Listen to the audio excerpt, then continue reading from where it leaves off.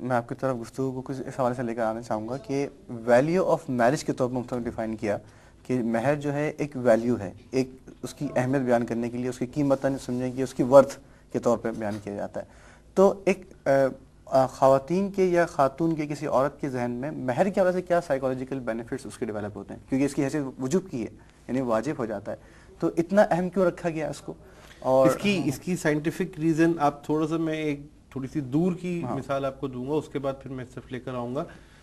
ہم نے جب سائیکیٹری کی پریکٹس شروع کی یا یہ علم پڑھنا شروع کیا، تو اس پہ جو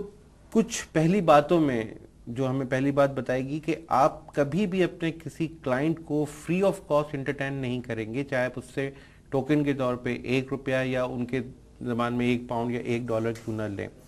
The reason is کہ if we take something free and taken as granted، کہ ہم اس کو گرانٹ کے طور پہ لے رہے ہوتے ہیں، تو اس کے نتیجے میں اس چیز کی ویلیو، سائیکولوجیکل ویلیو نہیں رہتی کسی بھی حوالے سے.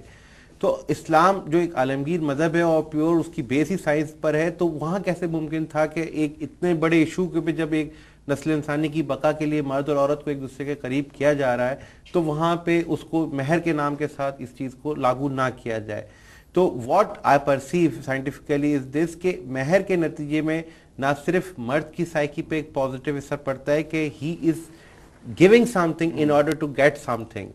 اور اسی طرح سے عورت کی سائیکی پہ ایک پازیٹیو اور امپیکٹ اچھا اثر پڑ رہا ہوتا ہے کہ yes I am not a free subject, کہ مجھے خالی خلی میں ایک شادی کے طور پہ بھگتایا نہیں جا رہا، بلکہ کچھ چاہے وہ ٹوکن کے طور پہ ₹3 یا ₹300 یا ₹3000 ہی کیوں نہ ہو، وہ میرے عوض ایک فارمیلٹی کے طور پہ دیے جا رہے ہیں. تو یہ دونوں چیزیں کہ میں کچھ دے کر لے رہا ہوں اور یہ کہ میں کچھ لے رہی ہوں تو میں کچھ دے رہی ہوں، تو وہ دونوں چیزیں انسان کی نفسیات کے اوپر پازیٹیو امپیکٹ ڈال رہے ہوتے ہیں، جس کے نتیجے میں ان کا بانڈ آپس میں اسٹرانگ ہوتا ہے. مفتی صاحب